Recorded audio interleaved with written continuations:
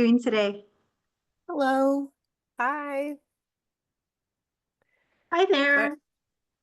Margie, do you want to keep the same division here where you're doing verbal and I'll monitor chat? That'd be great. Thanks, Kathy. Yep. And Margie and Kathy and Deb, I just wanted to thank you for helping us to organize these office hours, for our stakeholders. We're really glad to have the opportunity to answer their questions. I think it'll be helpful, getting towards those modeling request ones. So thank you for coordinating this. You're very welcome. It's been an interesting week. Interesting. But that's good. And I see we've got, there's Elizabeth and Steve and Randy. I see your fireflies. Randy, are you also here?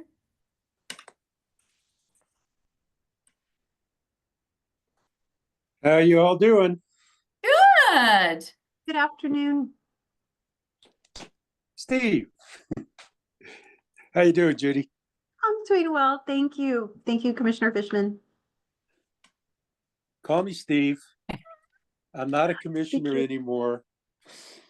It's hard to get out of that habit. And frankly, there's no title that I like other than King. So may as well not use any. My brother's name is Steven, and he says the same thing. He's like, well, call me King, and I'm like, okay. I write good science fiction. What can I say? Nice. Nice.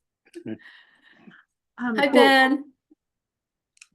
Good afternoon. There's Michelle. I do have Nate sat next to me. We're just trying to work out the audio visual in a conference room. Oh, fabulous. Great. Thanks. And there's Phil. Thanks. Hi, Phil. Hello. So, Margie, for the GridWorks team and for the stakeholders that are on the line right now, I just wanted to let you know, similar to our workshop 3 that we held in Las Cruces, we wanted to make sure to have EPE representatives on the line that may help to answer, the questions for today's office hours. So those participants, a majority of them will be on the line today. We just wanted to make sure to be, as responsive as possible and answer any questions that might help with those modeling forms that are being filled out. Great. Thanks, Judy. Let me go ahead. It's 4 o'clock and we've got some great stakeholders on. So let me just give a little introduction about how we'd like to conduct this particular office hour. As Judy said, having EPE and E3 experts here to help the stakeholders with framing their modeling run requests is the focus. And as you see, we are recording this session on March 20th, 2025, so that we can post it on our website for those who would like to listen later or who cannot be here today. So our format really is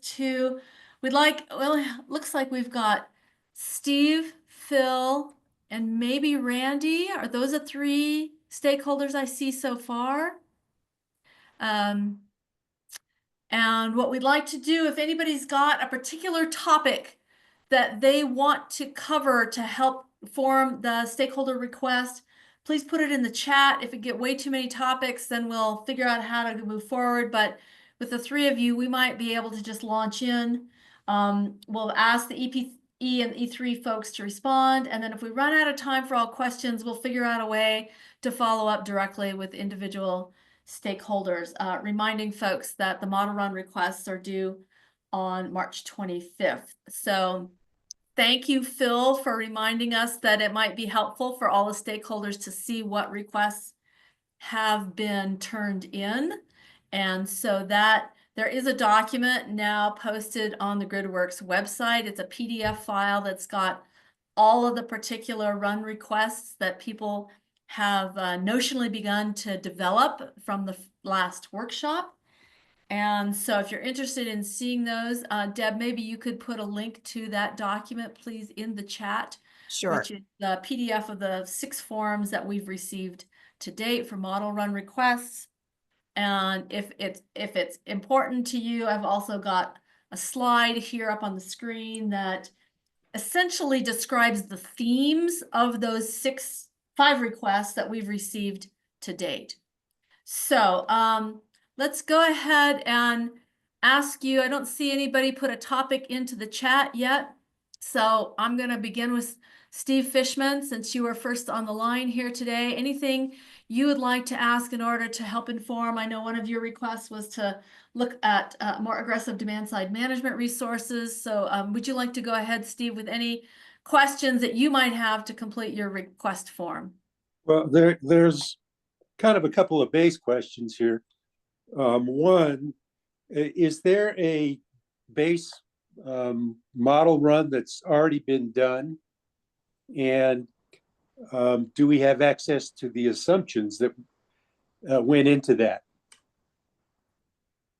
So for that, I'll defer to E3. I believe we have Ben Elsie and Nathan Lee on the line. Ben and Nate, would you be able to give us an update with regards to this? Sure, and can you hear me okay? Yes. Yeah, so the base modeling case is currently under development, so it's not quite ready to share just yet. But I think we have most of the key inputs and assumptions ready. So if there's anything in particular that people are wanting to see, we can probably share the inputs and assumptions ahead of the modeling run. Yeah, for me, it's very helpful to see those before I submit a run suggestion. Because if I don't understand the outline of the assumptions very well, I feel like I'm sort of shooting in the dark when I'm asking for alternate scenarios. So is that something you can just send over as one file to look at all the assumptions, or is that just way too complicated? It's probably a lot to send over everything. So if there's maybe like 5, 6, 10, whatever the number is, like key inputs and assumptions you're looking for, it may be easier to just compile those into a workbook to share. Okay. So usually, like, you know, if we're looking at like load, amount of demand response, things like that, it'd probably be easier just to compile a workbook. Okay. And then in terms of demand response, how granular can we get? Or is it just saying, you know, high, medium, low, or X number of megawatts of peak shaving, or, you know, how do you express that? So I think as granular as you can get is better. If you can say it's, you know, 100 megawatts and it's, you know, peak shaving for 4 hours of its demand response, or if it's time of use, we're moving it from this time to this time period. So as granular and as quantitative as you can be, the better. Okay. And if we don't get enough details, we can obviously work with the stakeholders to help them define the scenario a little bit. And Steve, that can be as granular as like you can get. So if you say like we should see growth, you know, of I don't know 5% per year from base in 2025, like, and that's all you have, like we can probably work from that. It doesn't need to be, you know, specific megawatts if you don't have that at hand. Okay. And then one final question, because TOU is part of what I'm looking at, and you've got mandatory TOU for large industrial commercial customers. At least that's what I presume from looking at your tariffs. And it looks like a pretty significant, so it looks like it's at peak 15 cents a kilowatt hour additional charge, approximately. Do you have any information on what kind of impact that's had on those customers? Steve, I think we have to hand that back to EPE. Maybe Emmanuel, you can help us distribute that to the right EPE team. Yeah, this is George Novella with EPE, and we could look into that a bit. So and that's a good question. A lot of times we could do like the before and after effect to see like what did that price You know, did that incentivize customers to move energy from a non-peak period to an off-peak period? But these ones, you're more interested in the large commercial. They may have been around for so long. I'm not sure how we can, do that before and after. So which rate specifically were you interested in? Well, so it was basically, I think it's number, I don't know, Alan may know, not number 9, I don't have it in front of me. Yeah, 9 is large power in New Mexico. Large Power, New Mexico. Yeah, I Okay. think that's Right, it. 9. And Yeah. it looks like it's mandatory. Yeah. And I'm very interested in looking at mandatory TOU really across all customer classes. And just from whatever you've been able to glean from however long it's been there, it may have only been since the last rate case. Yeah. I'd love to get a sense of what you've learned from that.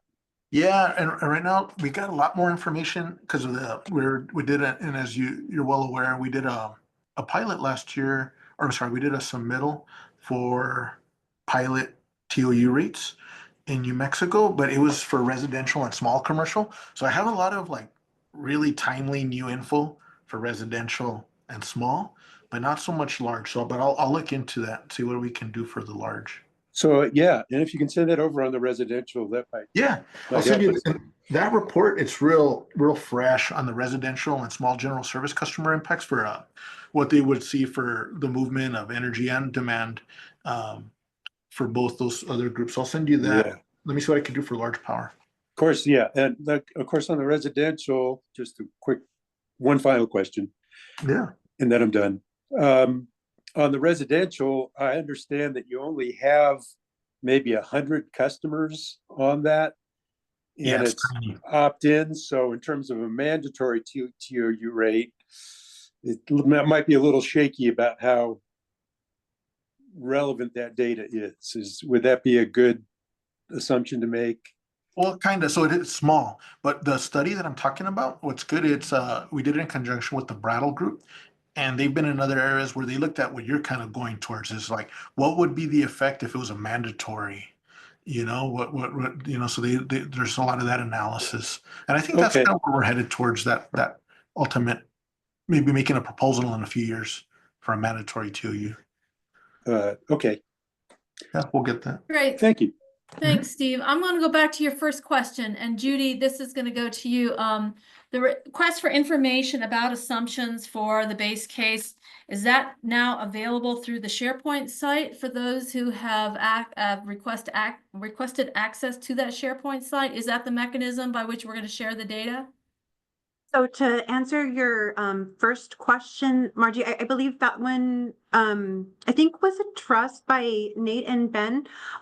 We're pretty close to having it finalized. And to answer the second part of your question, it will be available on the SharePoint site. So again, we wanted to make sure that we have all of the modeling request information forms that are being submitted along with the scenario requests, and ensure that access is provided before handing that over. And do you have a sense of when that first dose of data is going to be available? As far as the model run information? The assumptions. The Base case assumptions. base case assumptions. I believe that was addressed, I think, by Nate and Ben. Or They said they could have it. My question is, will it be then, is it ready to be posted in the SharePoint so that we don't end up having to email it to each stakeholder, but they can request it through the access request? No, it's not available yet, but we will notify stakeholders when it is available. Great. Okay. Thank you. Just want to make sure people knew what the process was for seeing that data. Yes, absolutely. And just for the stakeholders out there too, as a follow-up to our meeting in Las Cruces, we have received your contact information forms, and we are receiving the modeling request information. So we're just ensuring that we compile all the documentation, everyone has access, and you should be receiving access to the SharePoint very, very quickly. Great. Thanks, Judy. Phil, I see you're next on chat. I'm not sure what Lazards are, Phil, please come off and ask your question. Sure. You may recall my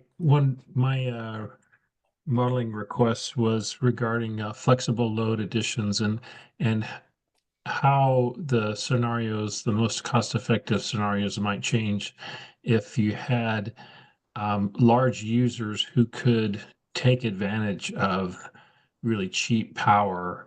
And I don't know if that's hydrogen electrolyzers or some kind of AI modeling that doesn't have to be done at one particular time. Or there was some other example, I don't remember what it was, but the question is, that's obviously going to be sensitive to cost, and I'm just wondering how costs are going to be assigned. I put in this modeling request, and I thought, well, if I was going to model this, I would need a lot more information in terms of where the costs come from, and I'm just curious. Lazard's is one source that computes levelized cost of energy. And I'm just wondering, where those costs come from. Is Lazard's one source? Are there multiple sources, and are there ranges of costs that are used in the modeling? Phil, we could take that on the E3 side. So yeah, you're right. There are a few publicly available kind of cost forecasts, such as Lazard or NREL's annual technology baseline. And then also E3 has kind of a proprietary data set that we develop and kind of inform with some of what we're seeing from developers. For this, we wanted to make sure it was a publicly available data set so we could share those assumptions. So we will be basing our costs off of the annual technology baseline or database from NREL, National Renewable Energy Laboratory. It's a pretty standard kind of technology forecast. And then we'll do some sensitivities off that, right? We may see, certain forecast costs with some assumptions, and we may do, some percentage above and some percentage below that, just to think about, what if costs are higher or lower than what's forecast. Also, there's some uncertainty there. I think some of NREL ADB is focused on assuming, the IRA stays in place. So I think we'll have to do some sensitivities on those costs as we learn more. Does that answer your question, Phil? Yeah, it does. Thank you. But they will be made available. Okay.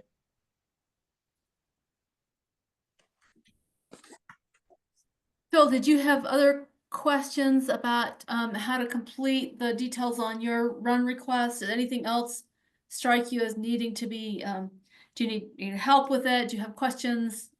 Any other questions from your end on that flexible loads model run request?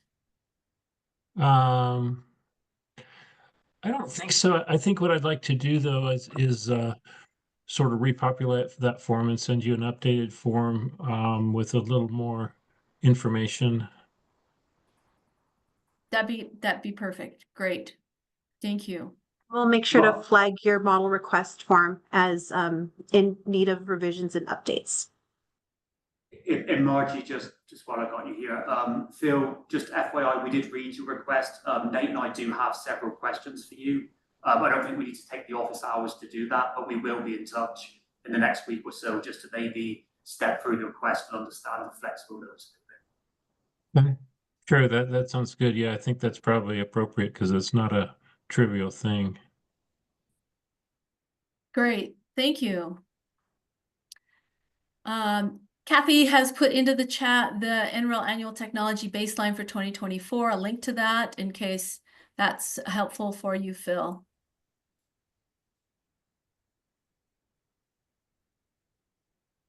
Great. Other questions from folks about yeah, go ahead, Cynthia. Hi, Cynthia Mitchell. I'm staff's consultant. I would go back to the matter of base case assumptions, and my understanding from Orland, who was at the Las Cruces meeting, is that staff has requested the base case assumption files. and that we've also requested the 2025 load and resources table, and we'd like that by native system and New Mexico. On the base case assumptions, it would be helpful to know when those are likely to be posted, and we're expecting to see files that have the generation, capital, and operating cost, and then the operating assumptions. And we want that for the existing and new generation resources. So that should be very familiar to E3 in terms of the type of format we're looking for there. We also need to see the gas price study, and we'd like to see that new comprehensive ELCC study.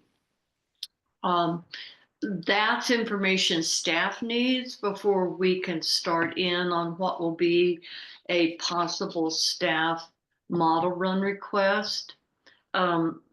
Just quickly related to that as just high points, we do want to know about the distribution and transmission modeling, the constraints and opportunities.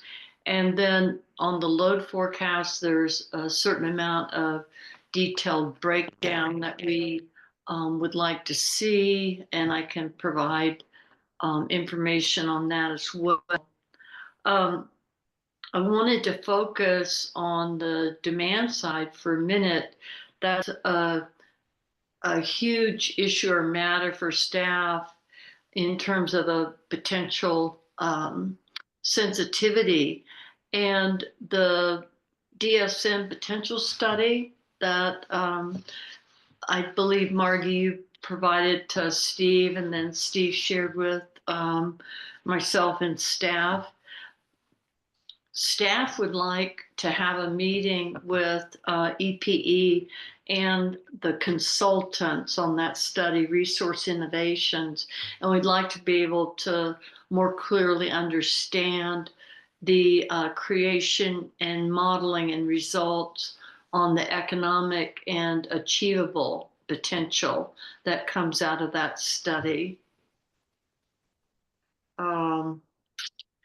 And that is, and then just to back up to the demand side, overall, we would like to be able to have detail. I mean, we would see in the load and resources table the effective demand response, and then also the effect of energy efficiency, but we'd like to be able to have some of the detail and granularity behind that, and that might be just something that we could include in a conversation with EPE and the consultants on that. And in particular, wanting to be able to understand the elements of the load management demand response, the energy efficiency, how rate design effects are modeled, and then the inclusion of the EV, rooftop solar, and distributed generation in general. So. Thanks, Cynthia. I'm going to ask you to put the items that you've requested in chat. Those were not all articulated during workshop 3, so will you please put those in either an email or in chat so we could get those into the system? That'd be super helpful. Yeah, what I'd like to do is I'll send you like we've done with the past 2 IRP plans, I'll send you a memo on that so that it's a document rather than something that's just created in chat. And then if that can be posted to the GridWorks website so that everyone can see that. And then just last question, if EPE could give us give us some sort of indication as to when those base case assumptions are going to be posted in what you call the SharePoint site. Yeah, Judy, that one back to you. As I asked, I think Judy's response was shortly. So Judy, any more insight as to what shortly means for posting of those base case assumptions? So I'll just have to confirm with Nate and Ben, I guess just circle back. Again, I think we're very close on having that base case completed. That correct? Ben and Nate? Yeah, Margie, if I could maybe just make a suggestion here, Yeah. as we can see the list of, requirements or requests is growing pretty quickly. So if we could maybe just get through this meeting, have a list of all of the inputs and assumptions that people would like to see. We can circle back with the EP team first thing in the morning, and then maybe we could just send out a blanket statement to the group tomorrow, just saying when everything would be ready. Yeah, that sounds like a good path forward, Nate. Thank you. The one I had known about that I passed along was the loads and resources table in detail for 2025. Is that something that's already available, or is that yet to be developed? That's being developed. Okay. But yes, and yeah, Cynthia, I think it would be just definitely helpful to get all of that information that you're requesting. I know it is quite a bit. So I think we'll have to just kind of discuss that and circle back with E3 to see the impact on the modeling. Okay, great. And I should be able to get that to Margie by close of business tomorrow, okay? Excellent. Thank you, Cynthia. So yeah, let me manage expectations a little bit here. So it's possible that some of that information, but not all, is going to be available by Tuesday's deadline for the model run request. What we'd like to ask is if there's a sense of the topics or themes that might be important for PRC utility division staff to be modeled. If you could give us a hint of that in your memo as well, it will really help the modeling team understand how to prioritize and work through and work with the PRC staff to define those runs. I recognize you'd like all the base case data and assumptions before doing that. But if there are ideas that you have of things that you're interested, please identify those before Tuesday. Well, and I'll just tell you right now up front that high priority for us is as soon as possible, we would like to be able to discuss that DSM potential study. And we really would like to be able to understand the economic and achievable potential, how those were developed and the underlying assumptions on that. And to be able to understand the extent to which any of that feeds into what are the base case assumptions on demand response and load management for this plan. It's unclear to us at this time whether demand response is increasing significantly going forward or not. So Judy, question back to you then. Is there any reason that PRC staff couldn't contact the consultant directly about that study? We've got it posted on the website now. Is that a possibility, or would you prefer to be involved? No, that's absolutely fine. I think you can contact them directly, and again, we coordinate quite frequently, so I think that's fine.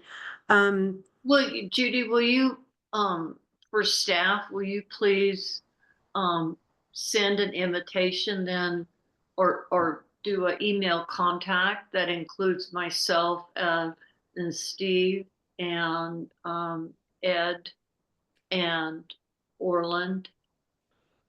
So To Orland, Orland with staff. Yeah, okay. to introduce all of them together.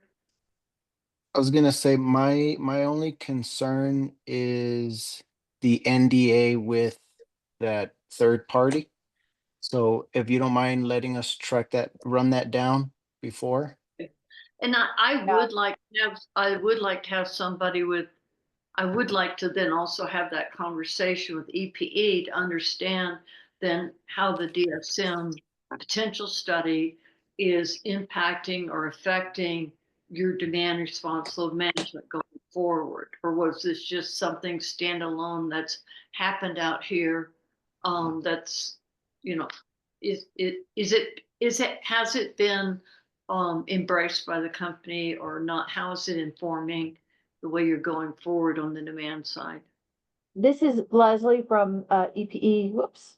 legal. And yeah, I'm glad Emmanuel mentioned that. I'd probably want to take a quick look at this and then get back to Judy and Emmanuel with some advice. I think it might be more effective, and I think we probably would want to have someone from Okay. the company there in any meeting between staff and the provider of that DSM potential study. Okay. Margie, hello? Yeah, go ahead, Steve. Yeah, I just wanted to, number one, thank you for sending that study along. I've skimmed through it already, and it's really interesting and I think really helpful. There's a few of us who really want to put together a demand side subgroup. I can't recall whether I mentioned that to you. But well, so now I am mentioning it. Maybe Don and Phil and would want to be a part of that, and I know I want to, and Cynthia. So for this IRP, it's an area we really want to dig into and kind of build our understanding of the potential or lack of potential. And so just to give you a heads up, we may be putting forward some ideas or thoughts or information requests to help us in that effort.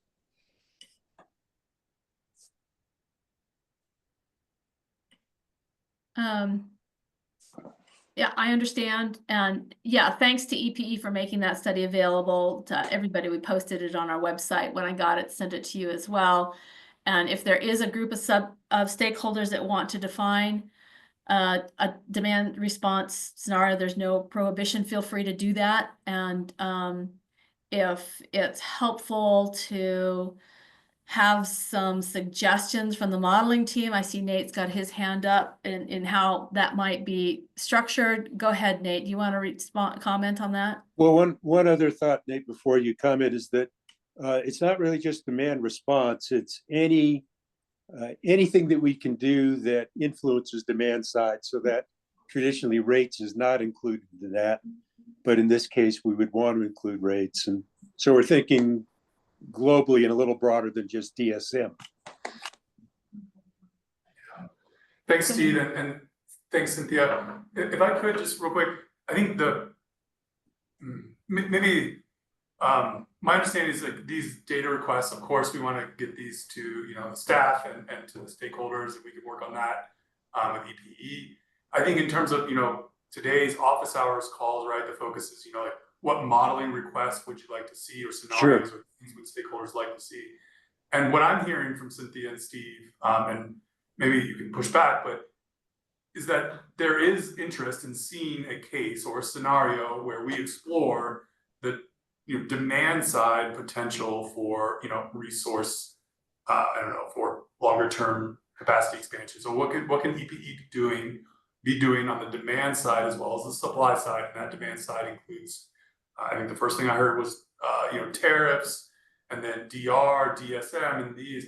So my thought here is like we don't need to share any data with you to understand that that's a request. And it seems like that's something that's important to the stakeholders and staff to explore the demand side potential. So I would maybe suggest that you submit that on time as a request. It doesn't need to be quantitative, or it doesn't need to be a study that like the base assumes XYZ and we'd like you to assume this incremental piece.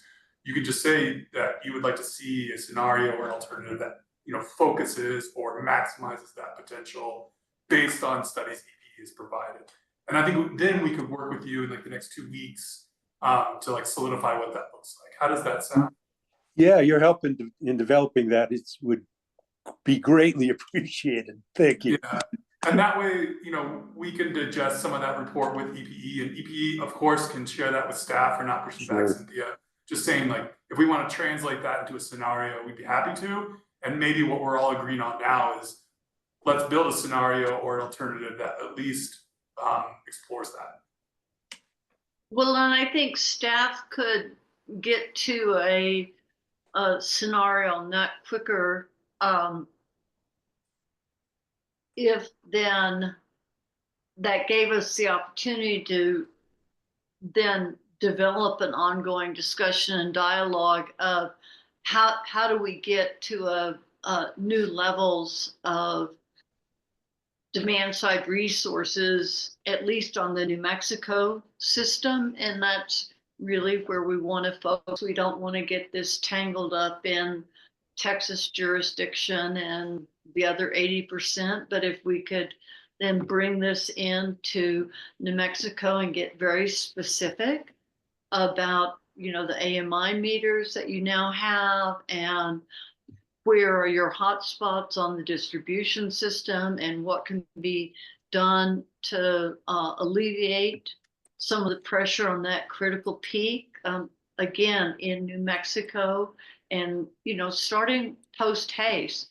That's what we're really after, more than, you know, trying to create a model scenario that we can all agree that a model scenario with significant demand side resources at or below, you know, the cost of incremental generation is beneficial, you know, and so we can create something that's theoretically, you know, demonstrates that.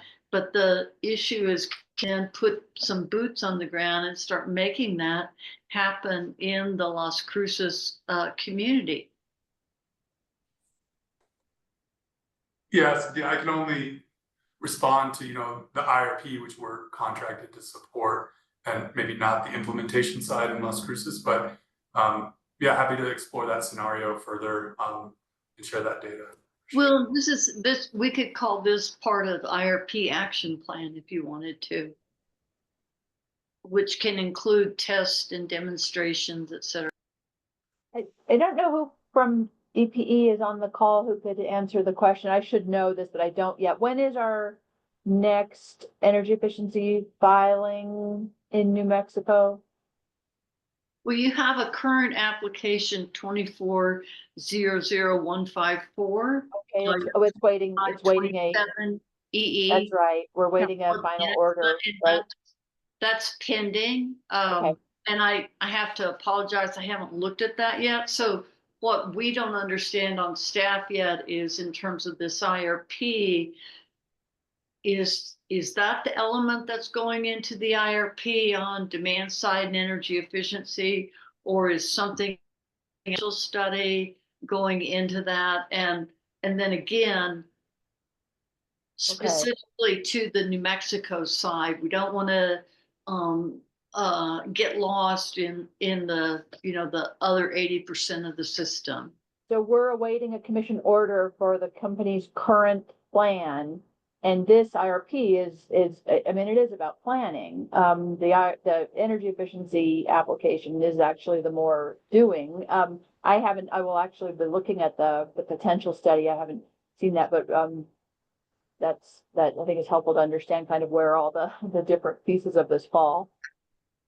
Okay, thank you. So isn't the key question is energy efficiency and demand side management being modeled at the 4 to 6 megawatts, or is it being modeled at some other capacity in the base case, right? I mean, because that's what the market study said for 2027, the maximum between 4 and 6 megawatt hours available for that potential. And so the question is that what is being used? And would stakeholders want to suggest a number for something different? I mean, obviously, Cynthia, how that happens is a whole nother conversation. But for now, what gets looked at in the model base is, I think, the question.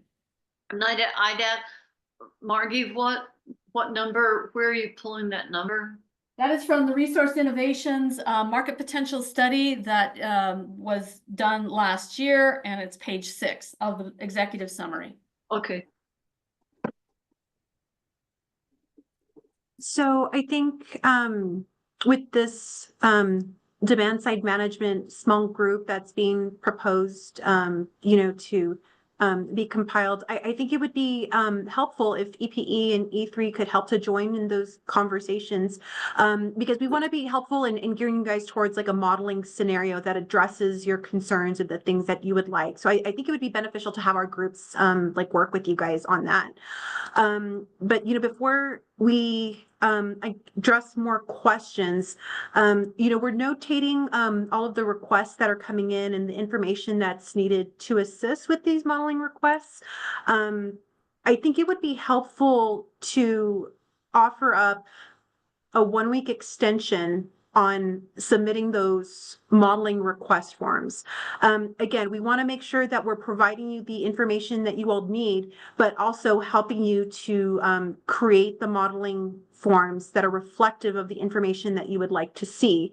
But I would like to suggest that we delay that to April 1st. So it would be a 1-week extension.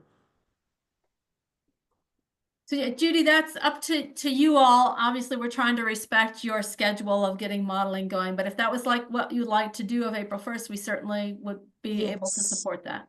Yeah, absolutely. And again, Okay. we're trying to make sure that we get the information in on time, and we've been discussing this. So I think it would be the most beneficial for stakeholders, EP, and just the teams working on this to revise the modeling form submission date to April 1st. So it'd be 1 week from the original date that we requested. Okay. We will make that known to all the stakeholders. Thanks, Judy, for being flexible in that. Absolutely. Thank you, Margie. And Judy, Steve, can I just going to say we'd love to have you be part of the demand side management group. So you want to populate it. We want all perspectives there, and it's not just a stakeholder deal. So thank you for that offer. No, we're happy to join. Thank you. So we'll talk with Judy and her team after this call and figure out who should host that and when it should happen. Steve, obviously yourself and staff, if there are others that you know are interested in that, please let us know who those are so we can make sure we include the right people. Thank you. Dawn, I know you had Kurtz made a request for greenhouse gas emissions for generations, summer and winter months. And I know the EPE E3 team was talking about a way to get that information. Judy, do you or Nate or Ben, I know you had some thoughts, or Emmanuel, want to talk about the status of that data? Yes, and we've spoken internally on how to obtain that data. So I think we have an approach for getting it. So our internal analysts are working on getting that information to you. Yes, but we just again wanted to make sure that we were able to obtain it and get you the information. So we're being responsive to that. So we're working on it. Great. Dawn, was there anything else you had a question about in terms of I don't actually know which modeling run request you might be putting together. Dawn, do you want to come off and talk about what theme you're working on and any other questions you have about a run around that? Well, among our 5 or 6 of us that are participating in this, we've probably come up with a dozen different scenarios, and we've met a couple of times, talked about them. And I think for me personally, I mean, conceptually, I know what I'd like to do, but I think there'll be a period of time where E3 or others can help on my and other requests to get them into shape for actual modeling, because unlike many of you, I've never run a model before, right? So I see this first step of us getting the conceptual thing. We're trying to follow that, and we bat them around with each other. But I think it'll be nice to hear from you and say, well, it sounds like what you're looking for is this. How about, have you thought about, could we do it this way or whatever? It's just, I think otherwise our input is going to meet your expectations, and I'm afraid they won't mesh very well. We'd be happy to help. Yeah, Don, it would be very helpful though, so if you at least submit a request with what themes you're thinking about, because then we'll know which EPE folks to tag to get back to you. So and there may be ideas that also are coming from other people. So we want to prioritize those. The sooner you can get the topics to us, the better. Well, and then let me ask you on that. We were all geared up to get them in on Tuesday, so we've been working quite a bit together. And so there's no problem with us going ahead and setting them in. And No then that'll problem give you at guys a all. head start on our special needs cases here. Perfect. Perfect. The sooner you'll get gold stars from us. Oh, okay, yeah, I've been looking for one, so that'd be great. Yeah, and just for clarification, to the stakeholders, online, yes, we are offering up a 1 week extension to submit those modeling request forms, but that doesn't mean they need to be submitted on that date. We absolutely encourage you all to submit your forms, as soon as they're available.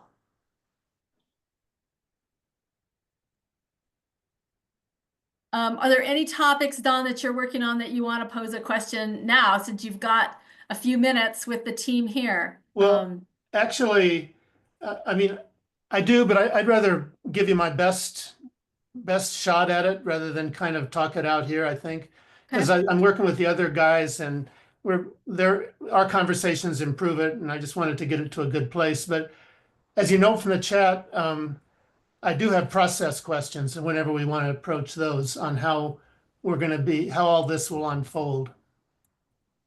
And I can run through those, or I don't know if you've been reading them too or whatever. I have done, excuse me, thank you for putting those in, but I do wonder, while we have all the EPE staff, if we want to really focus on the modeling request. Yes, is there any other absolutely. stakeholders who have questions specifically on how to translate what they want to see conceptually into those forms?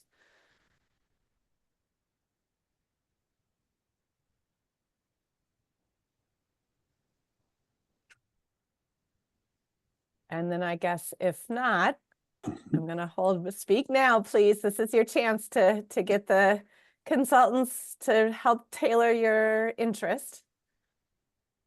Yeah, I would say that just from the E3 side, I'm a little surprised that all I'm hearing is maybe demand side management and demand side resource questions. So Don, Phil, the faces I see, are there supply side questions or scenarios or themes or ideas, even if you don't read off your specific request? Would love to hear kind of some of the themes or just directions you're trending. Yeah. I see Cynthia's hand is up. Go ahead, Cynthia. Orlin with staff is working more on the supply side with generation existing and new, though I do have some elements there that we've been discussing, and we really can't offer anything until we see the base case input files. And then we, are anxious to see the load and resources table from the first run to see actually how the generation mix is configured. So that's where we are on the supply side.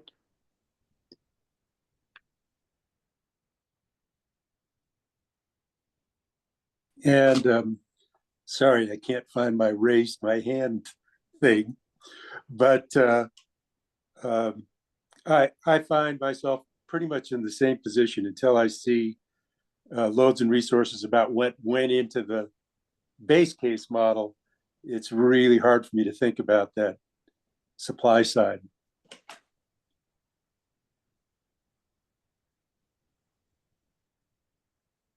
Yeah, we understand. We're encouraging you to be brave and bold and put those ideas forward, even if you don't have all the details yet. Yeah, So I understand. This is an iterative process, and we're just trying to make sure we have all the ideas from you all. Margie, I have to say, it's not about being brave and bold for staff. It's about being informed. And if we don't have the information, then it's just shooting in the dark. And, it's a waste of our time, and it's a waste of the time in this process. So it's not about being brave and bold.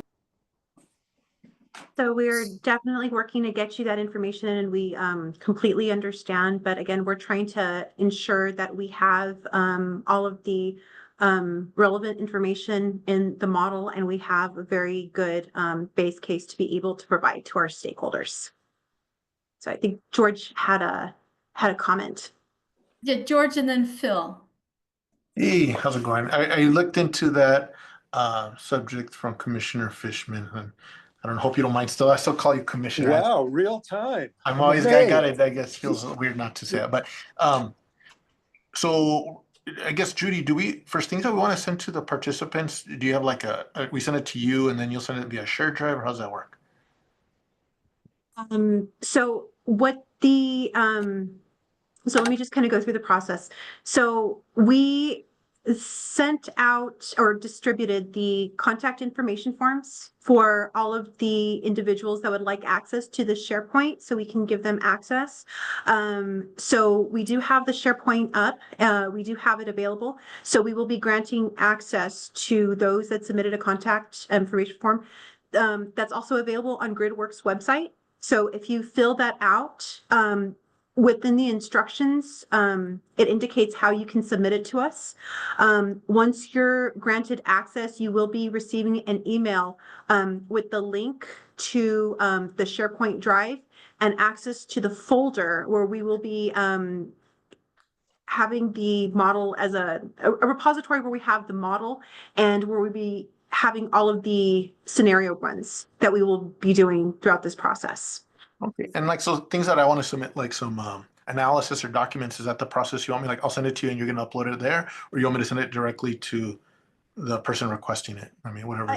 It's on the modeling request form. Yeah, the instructions for the submission are there. Okay, so I'm just gonna email it to you and you're gonna upload it. We will be uploading all of the modeling request forms into the SharePoint. Judy, I think he's asking about data. Yeah. Yes, George, you send it to us and we post it to the Okay, site. cool. I'll do that. And then just for your information, Commissioner Fishman, yeah, we're gonna send you some a document that has like analysis around like price elasticities of energy based on some analysis we recently did for residential small general service for our service territory specifically. The only thing is, I don't think I'm gonna have the large power rate 9. I'm gonna look more into it, but that rate's been around for so long, that mandatory time of use rate. We don't have like any kind of before and after that I have. But Okay. I'll keep looking around. I kind of stepped out and talked to some folks about it, but I'll look around further. And if I do find something, I'll provide that. But I'll keep There looking. may be one other place to look, by the way, which would be the irrigation rate, where I think there's a TOU that's people have made use of for a while, and you might get some insights from that you can pass along. Okay, yeah. And what I was hoping was like to see some customers like a before and after to see what their profiles change, but it's been mandatory for so long. But yeah, we'll keep looking, but I'll upload that other document and send it to our team so you have that. Thank you. Thanks for following up. Go ahead, Phil. Yeah. And real quick on the E3 side, wanted to make something clear about the LNR. I think Cynthia and Steve have raised this. I do recall in our previous materials shared, there was an LNR in the presentation, so that should already be available to staff. Okay. So Nate, let correct? me, I went back and looked at that for workshop 3. The LNR was for 2026 and it was very cursory. It only had like 6 or 7 lines in it. It wasn't the detail that I think staff is requesting. So if there is a more granular breakdown of LNR compared to what was presented in the slide, that's let me being just requested. finish there. I think EPE also has this LNR complete because we're basing it off of a previous LNR. So I think EPE should be able to share that or direct staff and others to where that lives. So just flagging that this shouldn't be something that takes weeks to share. I think this should be available. Great. Yeah, that would be great. We'll put that on the list to follow up with Judy and the team and figure out how to get that to folks. Okay, thank you. Phil, you had your hand up, but now it's down. Do you still have a question? Yeah, related to Nate's earlier comment about everybody's talking about demand. A question about supply.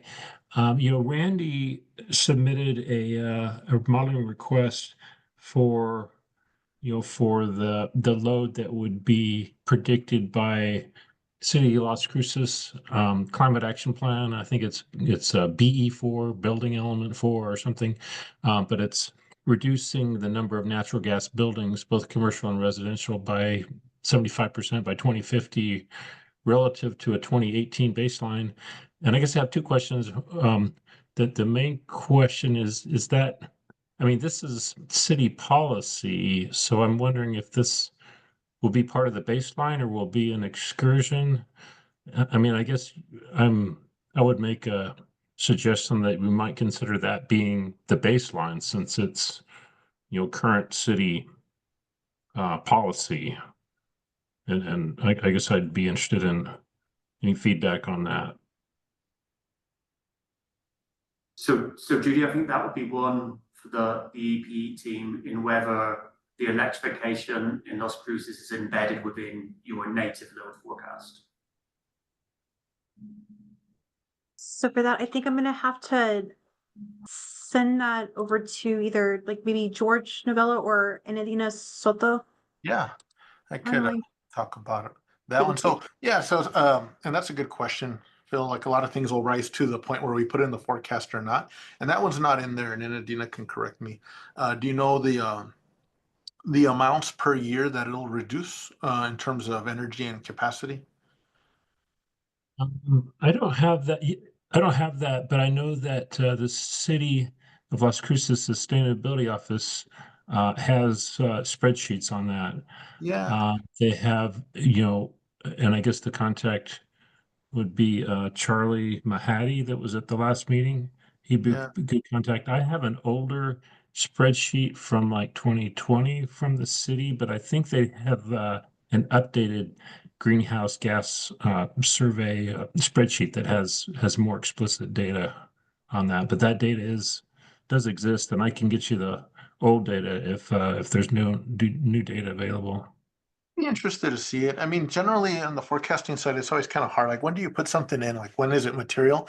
And so many times people tell us they're going to do things just from my experience and they never do it.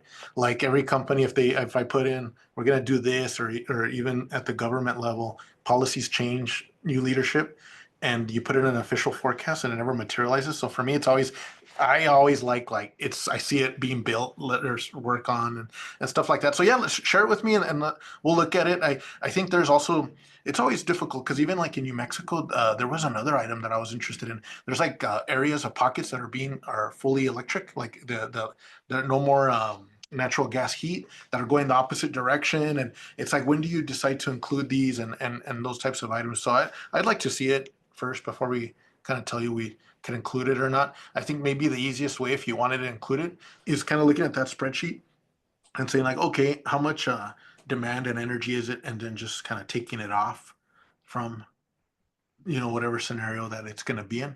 But let's give it a look if you don't mind. And then we can see if it's material. And I think Randy is following through with that model run request. He's the one who initially put it in, and he contacted me to see his original form because he wants to update it and put some more data behind it. So I think we'll be seeing that, George, with a revision from Randy Rankin. And Okay. Phil, I'm sure he's sharing that with you as well. Okay, that may be where Yeah, it's captured. Yeah. I'll Phil, are coordinate you, with Randy on that. excuse me, are you in touch with Randy? Maybe that the two of you could work together on a request? Yeah, I've been out of town, so I haven't talked to him about this, but I'll talk to Randy about it. That'd be great. Yeah, thank you. And I'm just watching the time. I don't want to leave Don hanging here. So Don, a couple to return to some of your process questions. Sure. Disposition of the scenarios that come from stakeholders, we will address that in workshop number 4. So everybody will see what was requested, where were there commonalities that maybe could kind of herd together into 1 or 2. And so all of that will be shared in workshop number 4. Okay, and is there an opportunity for back and forth about that, or is this the word coming down that that's what's going to be accepted or not? think, I mean, I'll defer to the E3 folks, but I think the idea is to sort of propose, here's where we think this makes sense for the modeling, and then to have some dialogue back and forth. Yeah, I got to say, this is my third IRP process, and the whole system of we're trying to listen to what's being said, and we're trying to type in stuff for chat and everything, and maybe we'll get it answered, and maybe we won't. In terms of, I think the questions are legitimate ones about is there anyone at any point we can talk about our particular scenario and what we were trying to do, whether it was, during that shaping process. Does that exist, or is that just something I'm imagining might happen? Don, Margie, do you mind if I jump in there? Go ahead. Yeah, so I just want to clarify the process a little bit here. Once you submit the scenario, we're obviously going to review all of the scenarios, and we fully intend to call most of the stakeholders to discuss your request, right? So earlier on when Steve asked, how detailed do we need to be? And I was like, as detailed as possible. If you don't have the data, or you just don't have the experience or the knowledge right now to submit an extremely detailed request, still put in your overarching thoughts and what you want to try and achieve. Nate or I can call you, we can jump on the phone and just be like, okay, let's talk through what you're trying to achieve, and now let's translate that into a modeling input assumption scenario. So yeah, please don't feel like once you submit these requests, it's a rejected or approved. We absolutely will talk to you guys. We'll help mold, we'll help facilitate those discussions further. Yeah, and I think for our part, I mean, I understand that some things don't fit into the modeling process or can't be done or whatever, and that's okay. Yeah, and I just think I just wanted to make sure that what you've just answered, that's good, because otherwise we come to a meeting which we're watching on our screens and it goes quickly from our standpoint. We just want to make sure that's not the end of the story, or if it is the end of the story, that there's been a lot of story in between there, and getting him into shape. So as you outlined, sounds good to me. All right, so you'll probably get fed up of hearing from me, Don. Okay. And That's Don, great. one disposition you might hear is, oh, that's a real important point, and it's already going to be modeled in this other scenario, right? So I mean, there will be some back and forth prior to April 1st, and then the resolution of those requests as Kathy said during workshop on April 23rd. But yeah, certainly some conversation to happen between now and then. Okay, and then as we're just to go through the other questions, there are some things that won't fit into modeling, but would in fact fit into a statement of need or an action plan. And I just want to make sure, I'm not sure where that comes in the process, because, for example, you shared with us what you presented to the PRC about the PNM and SPS process. And there were a series of things they put up that they suggested for the action plan and what the company suggested. And then there was, how can we find common area? That'll occur with us as well, right? Right. And, that then we can be guided in some respects to, well, this isn't really a modeling question, it's a policy question of some sort. And that should be brought up in that stage. And that's the kind of help we would need, because a lot of things may not be modeling, but we spend a lot of time paying attention to what's happening, I think, in this sphere. And we have questions about what's the best way to build a resource plan that may not be. And as one of the sections says that, the statement of need shall not be based on solely on the projection peak load, right?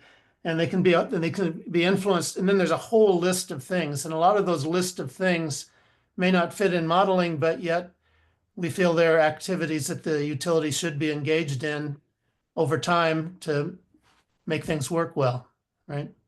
So I just want to, that was actually my third question here, is how that's going to happen at some point, I guess, in the future, right? Yeah, and I can Right. So Go ahead, Judy. I can take that question. So just a couple things, Mr. Kurtz. Yeah, I just wanted to clarify a few things to your earlier comments. you know, the EPE team, GridWorks, E3, you know, collectively we're coming together to trying to, you know, listen to the stakeholders, address any concerns that you have. And we really want to collaborate during this whole ISP process. So that's another reason why we have, you know, stakeholders from different areas of EPE available to help to answer your questions and be responsive. So I mean, that's something that we are trying to be very proactive about. So first of all, and secondly, you know, just to address your question of the statement of need, the action plan, where things fit in. If you'll go back to workshop number 3 that we just recently had in New Mexico, we have a very detailed slide in there, and it kind of shows you from, you know, the stakeholder workshop number 1 through the very end of when we file our ISP filing, what to expect. So it shows you what can be expected for the first 3 meetings, are more educational and informational, where the modeling kind of fits in. No, it's not that one, Kathy. It's a few more slides later. And thank you for bringing that up. It's a slide that shows like the timeline, but a lot more detail in what to expect and the things that will come out of this ISP. So like I really encourage you to go back to that slide and just kind of see, and we put a lot of thought into that one, into being reflective of what our stakeholders can anticipate from this process. Okay, yeah, and I Don, appreciate that. To be more specific, if you have ideas of things that are ideas for actions in the next 3 years that don't fall into modeling, keep a list of those, because that will be the topic when we start talking about action plan, and it will be informed by the modeling results to create the statement of need quantities, but it will go beyond that. So even we advised Steve, if you have an idea of a pilot program for seeing how far demand side management can go, that's an action plan item. Anything that you think needs to be addressed or considered to be addressed to implement a 20-year plan, that will be discussed during the action plan if it's not a modeling topic. Okay, and you know, I want to make clear, I really, really appreciate the progress that's been in terms of engaging stakeholders in this, and the commitment from EPE and E3. It's great. It's great to work with you all. I just want to mention from our end of it, it can tend to be just 3 hours on our computer where we're frantically trying to enter whatever you've just requested into a chat, and it's not really user friendly in that way. I mean, we need some time to formulate things that you're asking us. Either let us know that's what's coming up and we are ready. But like today, I'd had these questions. I was frantically trying to get all this in, and this is our chance, right? Because there is no other way for us to communicate with you all that I know of. And so that's why I just want to make sure that the functionality of this is as high as we all hope it will be. And that's the consumer end of this. Yeah, no, great. Thanks for saying that, Don.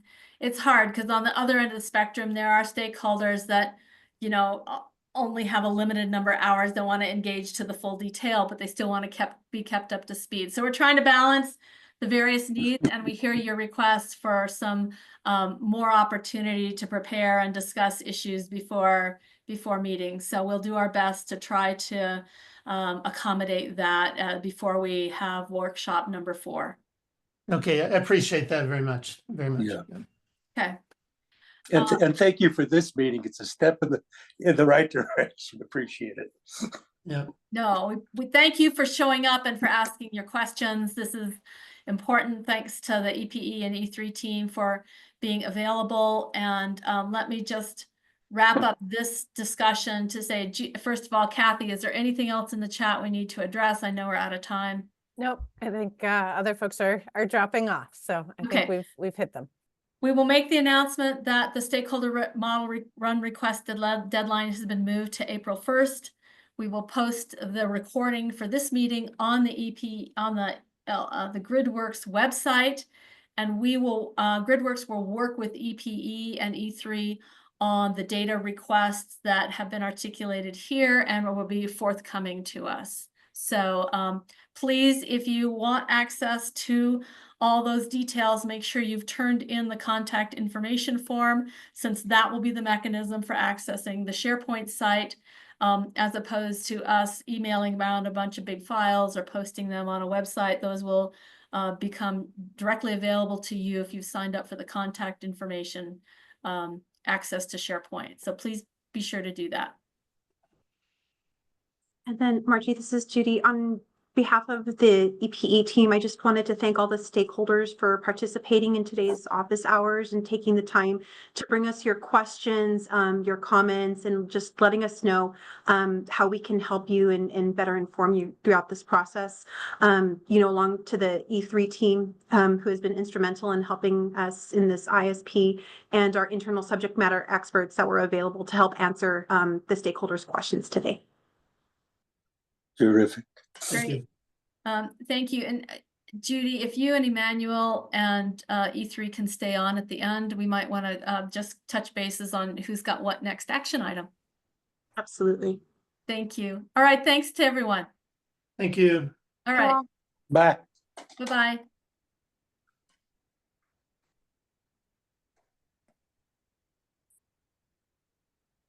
Deb, I think you can stop recording, please.